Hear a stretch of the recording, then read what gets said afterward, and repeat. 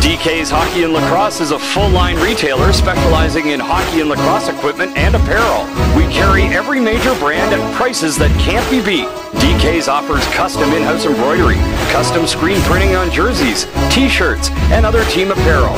We offer custom radius skate sharpening, skate repairs, and more. Customized gloves, pants, bags, goalie pads, and sticks with Warrior Custom Zone are also available. Jerseys, uniforms, gloves, and helmets are made to the highest standard. To get in the game, visit DK's Hockey and Lacrosse, 1 Pryor Road, Enfield, Connecticut, located at the Enfield Twin Rinks, or call us at 860-265-7790. You can also visit us online at dkhockey.com.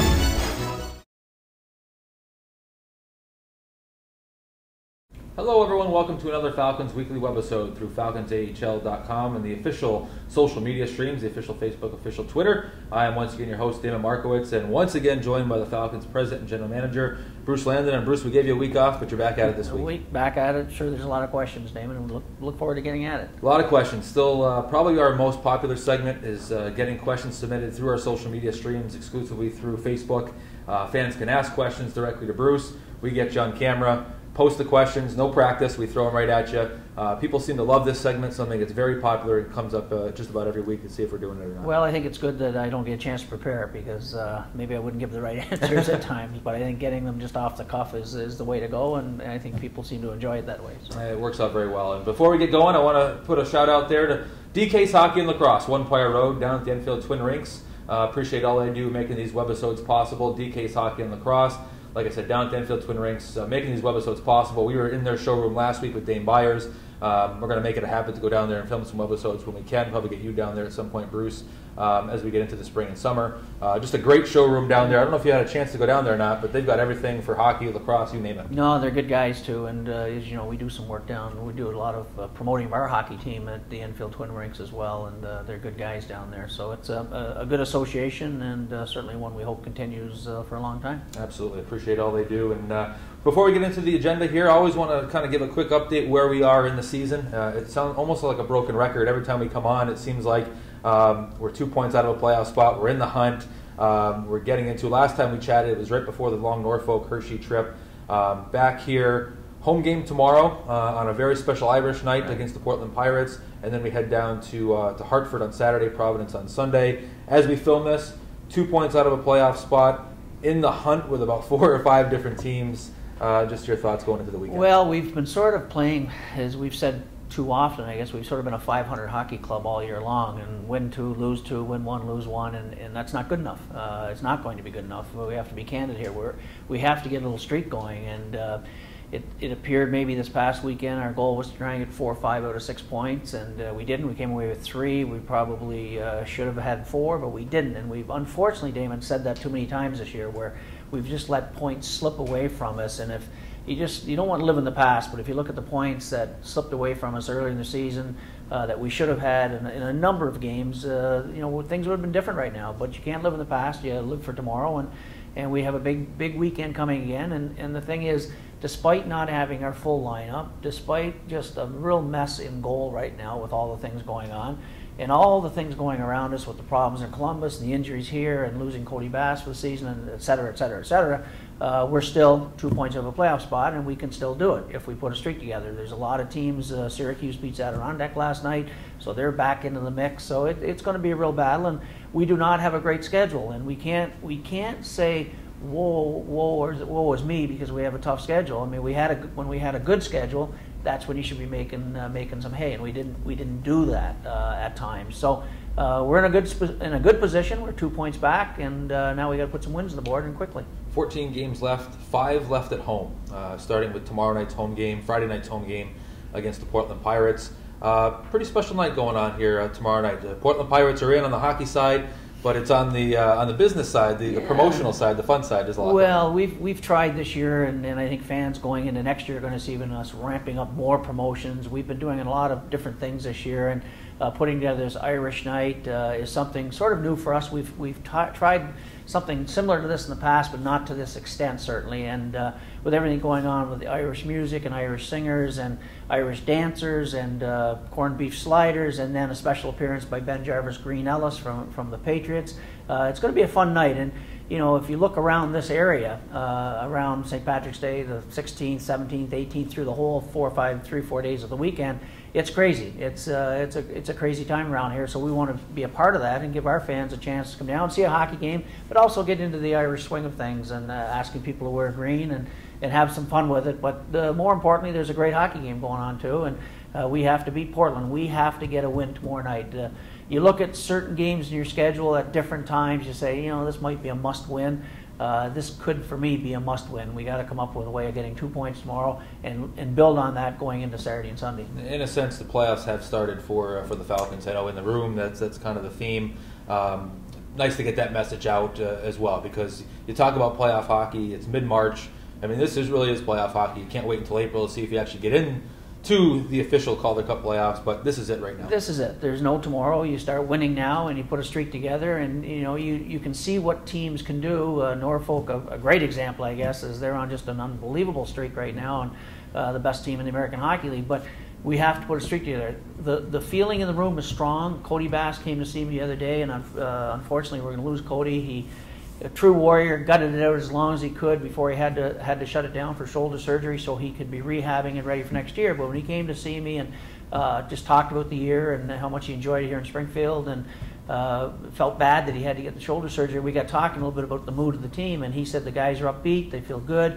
You know, they sort of looking at this as a bit of a challenge, that they know they've been decimated by injuries and call-ups and things that they can't control, but they still feel strong about themselves and what they think they can accomplish here. So that came from Cody. I hope the rest of the players feel the same way. I'm sure they do, and we'll see what tomorrow brings. Damon Markowitz along with Bruce Landon, another weekly webisode through FalconsAHL.com and the official Falcons social media streams, official Facebook, official Twitter, updated all the time. Appreciate DK's Hockey and Lacrosse, One Prior Road, down at the Enfield Twin Rinks, for making these webisodes possible. Everything they do. Thank you, DK's Hockey and Lacrosse. And let's get into the agenda, Bruce. A lot of questions here we have to get to, and like I said, I haven't really practiced what these questions are myself, so we're going to kind of wing it, and usually the best way to go. But Richard Brennan, right off the top. Richard, great supporter. Appreciate all you do coming to games and supporting us here on Facebook. His first question here to Bruce, and he was at a game Saturday or Sunday. He actually talked to you, but busy concourse. I know you get pulled in a lot of directions. His question was related to players drafted, yes. And when you see a player not be able to come to the American Hockey League team, he has to go back to junior. That's the short version. Yeah, I remember the conversation with him, and he asked me if I would answer that question actually in the blog I do on Wednesday nights, and I told him probably wouldn't do it this week, but maybe next week, so I'll answer it now. They have a rule where players like Tyler Seguin, who are these young players who are drafted, if they can't make the NHL team right away, and another example is Johansson in Columbus. If they can't make the NHL team, they have to go back to junior because they're an 18-year-old or 19-year-old, depending on the birth date.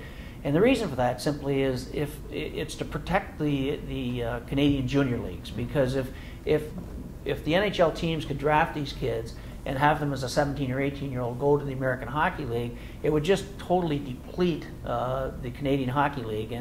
And so it's sort of a rule between the National Hockey League and the Canadian Hockey League, Canadian junior ranks, that a player has to be of a certain age before he can go to the American Hockey League. So that's why you see in most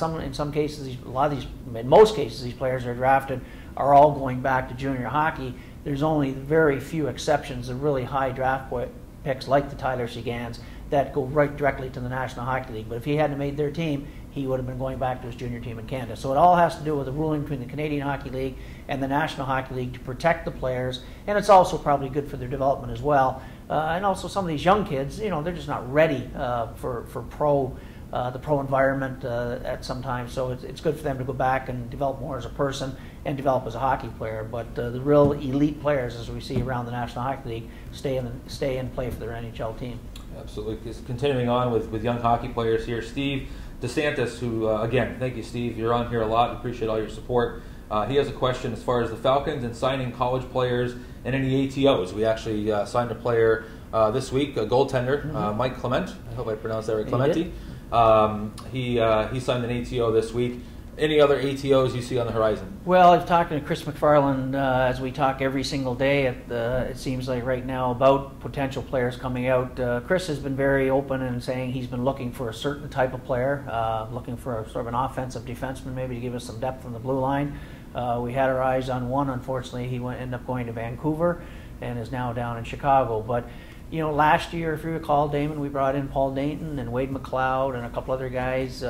Carney and Bogosian, and sometimes you find a player or two that you like well enough that you'll be able to get a chance to see what they're all about and sign them for the following season, as we did with Bogosian and Dayton and Wade McLeod. This year, as you mentioned, we've got Jake Morley, a big left winger out of Clarkson, here on an ATO. Sort of the scouting report is he's big, he's strong, he's 6'2", 218 pounds, sort of a grinding type player. Will block shots and play the body, and then. Of course, as you said, we brought in the young Clementi kid from Brown University as a goaltender, and we'll probably talk about that at some point in time in this episode about the issues we have in goal. But brought in young Clementi, Mike Clementi, and he was actually in Providence.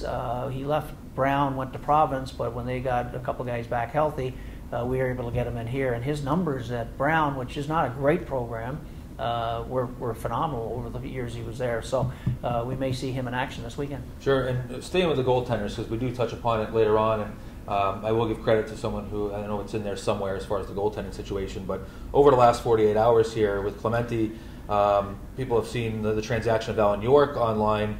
We've got 4 goalies technically on our roster right now. I think some people don't quite know what's going on behind the scenes as far as why we have the 4 goalies right now. Well, I think we could probably talk for an hour about what's gone on this year with goaltending. I've never seen it. I've been in hockey 40 some odd years. I've never seen it where there's been such a goaltending mess, basically, right from training camp on with all the things we've talked about with Dekanich and with Sanford, who was supposed to be here, and issues with Mason and York, and then us signing Manning Legacy, and then at the trade deadline, Columbus made a deal for Curtis McKelney, who was playing in Portland, but he's out with a season-ending injury, so he's sort of on our in-residence roster as well. So it's been a real mess with the goaltending, unfortunately. And thank God, a guy like Manning Legacy was signed, and he came in, and it just gave us a great stretch of games there to keep us in the hunt. And then young Paul Dayton was ticketed to go to a team in the East Coast League, was looking for reassignment. We ran out of goaltenders due to an injury to Legacy. Dayton came in and won some big games for us, and he's been our sort of go-to guy recently. And now, because of Manny's got another injury that's keeping him out of the lineup, we couldn't depend on him for the upcoming weekend. Paul Dayton had a personal family matter to deal with, had to fly out of here in short notice yesterday, and basically left us with one goaltender, which is the young kid we brought in from Brown, and Mike Clementi. So it's been a whirlwind of activity behind the scenes over the last 2 or 3 days to find a goaltender. And of course, then you add Alan York to the mix, who was recalled to Columbus due to the injury to Steve Mace, but recalled out of Chicago of the East Coast League because Columbus didn't have an NHL contracted goaltender here in Springfield. So we had to go through another technicality to get York reassigned by Columbus back to Chicago, so we could then recall him from Chicago under emergency conditions. And I know this is probably boring and confusing to everybody because it's very complicated, but nevertheless, the end result is right now as we speak today, it could change by the time practice is over, our 2 goaltenders are going to be Mike Clementi out of Brown University and Alan York, who played, as we know, at RPI and is with us. So those are our 2 goaltenders going into the weekend. It may change depending on Paul Dayton's situation. We don't expect to see Manny Legacy for the weekend at all.